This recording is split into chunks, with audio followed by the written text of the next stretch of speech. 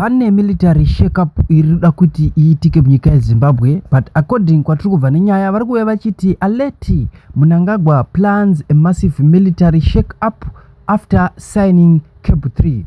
Information suggests a total purge is coming, with all of its senior officers and generals set for forced retirement. The military must be ready. Knowledge is power. Don't be blind-sided. Na Emerson Dambodzo Mnangagwa.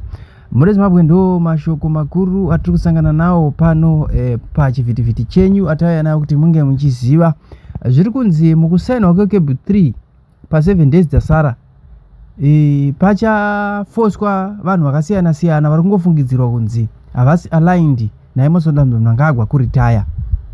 Saka naizvozvo ipapo ndo pachatangira mahwani acho, ndo pachatangira nyaya dzacho. Saka tangoya kuti tikuonesei kuti ndozvo zvimwe zvinhu zviri kuitika munyika yeZimbabwe. Ana matatu vese ava vane makore akawanda, vese vachafoswa kurisaina, vachafoswa kunzi endai kunoritaya, kobva kwasara kwana General Tafumanei avo vanonzi vari aligned nezvigananda zvisingaite. So ndo mamiriro zvakaita mhuri yeZimbabwe. Tiri kutendai zvikuru sei nenyaya dzamunenge muchikomenda nedzamunonyora mumacomment section muchitipo. Tiri kutendai pano pachivhitivhiti chenyu, tichakusiyai makatera kubva kumacomrades edu. Where there is a soft landing for them to do that. A military is a military. That is what it does. And yes, you go. None. It has never happened in the world where you will at the end have a negotiation. In the next few years will just be one by one, whoever it represented you will be moved out and they'll be fighting their own battles of maintaining that power. That is a fact. It's a fact. Did those countries improve? Absolutely not. They didn't. Some got worse. Sudan was worse. Now, you know what it's like now. Why do they get bad? That whole galvanizing ourselves, saying because they have factions, those factions continue to live. They don't die. Just right now, G40 is not dead.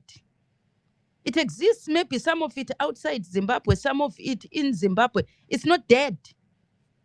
Then there is this new team. So the more they keep breaking up and then you replace, the other group goes out, reforms itself. It may suffer defeat for a while, but it continues to form itself. Now there will be multiple groups. The one that comes in has many other factions to fight to maintain that power whilst they are in.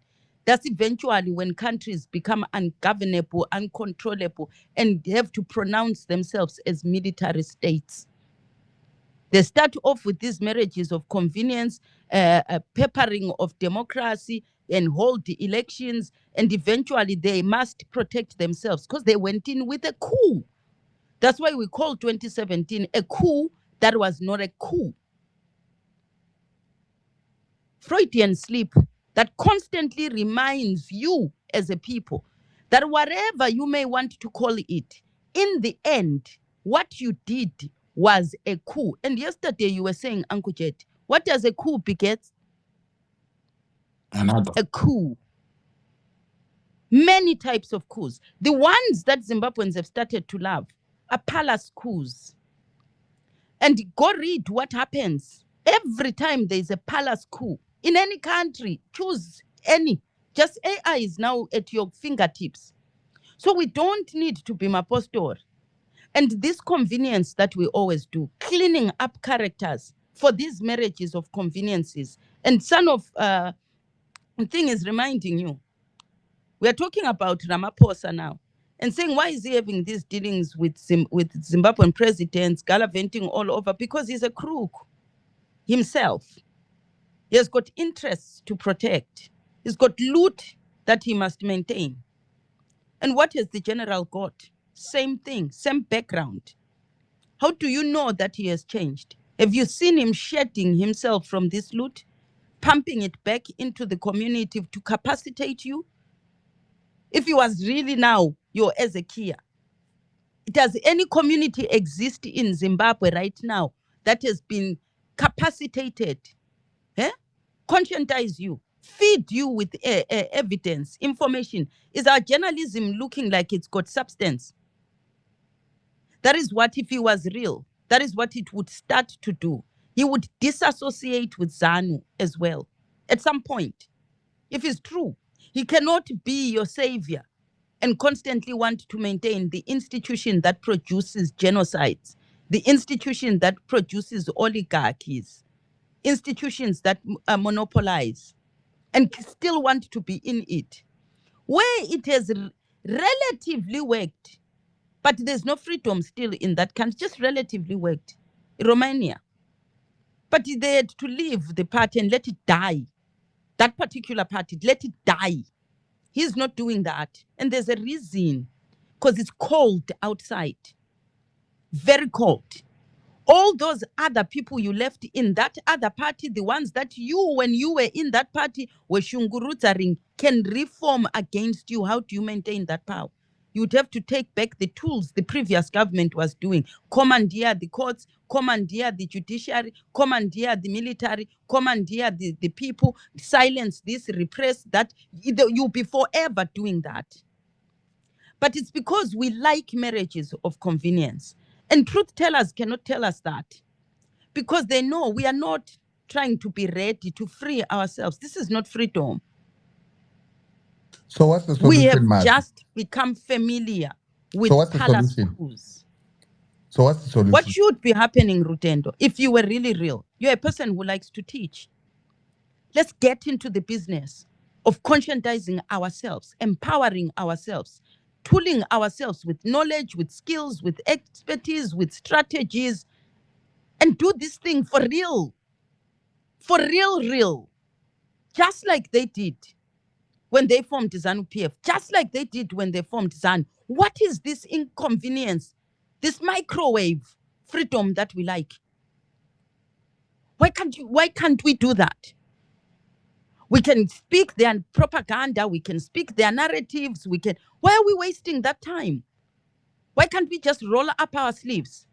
Those who must teach must teach. Those who must skill up must skill up. Those who must strategize must strategize. Those who must create the ideologies that improve our self-esteem, because we have a very low self-esteem. You can tell we are doing exactly what you say you hate about Zimbabwean women right now. Convenience. Let me marry an older man. Let me just go to a bar and maybe meet Rutend with a nice car. Kutindirarame chete. Is that sustainable? When Uncle Jed then asks, are we going to be in this struggle of removing, replacing, removing, constantly looking for how long? So let's not paint over frogs just because we are desperate. You know what the general has been doing in the meantime. He has not stopped increasing wealth. And you know for a fact, he has not given up one single thing from what he has looted to capacitate even the smallest community in Zimbabwe. Not the smallest, not a single group of Zimbabwean. You yourself have not received a penny to buy yourself books to come here and teach us. Why can't he do that if he's really for the struggle? Can he not see you trying to teach? Does he not know what it needs? He has led a military. He's a person who knows drill is important. What you were saying, let's make sharing be a drill we do every day. Just like we brush our teeth. General knows that. He knows that. Who is he capacitating to drill the Zimbabwean citizen? Nobody. You have not a single thing right now. The up and down tracks, the making the videos that you need to do to make yourself relatable. But when he was doing a coup in 2017, he capacitated a military touch group, Yana Japraiser. Where are the groups right now that he's capacitating? Where is the music? Where are the artists? But you know he's sitting on billions.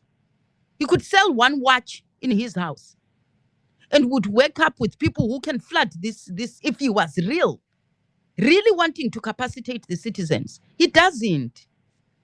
That is not what he is about. Guys, we must read other countries and see where it worked. At least choose one, a strategy from one way, at least where we soft land when we remove him. What strategy worked for those people? None of the countries that chose to go pick up people with military training and depend on them, they never enjoyed even a day. A day. That person is busy from day one. Mnangagwa kept this country 3 years in a military on the street. That wasn't a joke. He understood the many groups that were after him and his group that had won. To today, this is not new, the faction that is happening. It's just one that has strategized better than the rest of the other groups that have been plotting to take him out. So you only see 2 prominent groups that are fighting here. You don't know over the 46 years how many groups. You're only seeing the ones that have a strategy at that era. But when you are the next one incumbent, you are dealing with all of those to try and feign them off. Mnangagwa is not dealing with one group here, general, that is trying to get them off. The other groups are also waiting for general's plan to fail and copying his to make theirs better. So if you read ONGAD's one, I hope you read the analysis of what happens, choices that people make, citizens place whenever we do these transitions of power. Military is never the option. They were even better, the other ones that put in their stupid little group of politicians, for a while, semblance of democracy, and then the citizens pick up and whatever, slow pace economic growth, but they reduce the repression, oppression, some other things. But it's because nobody wants to give Zimbabwean the chance to do. We're always being sold. This one will do it. But I'll end. The son of Kent, you will be the bravest man to come here and stop this narrative of trying to paint over the general. He's one of the biggest oligarchs in Zimbabwe. Some of the partnerships that he has been making around the world are some of the most dangerous ones as well. You're not talking about that, where he's been visiting over the last 7 years. When I say there's a Gupta, remember my words today. There is a Gupta in the making. There is a Gupta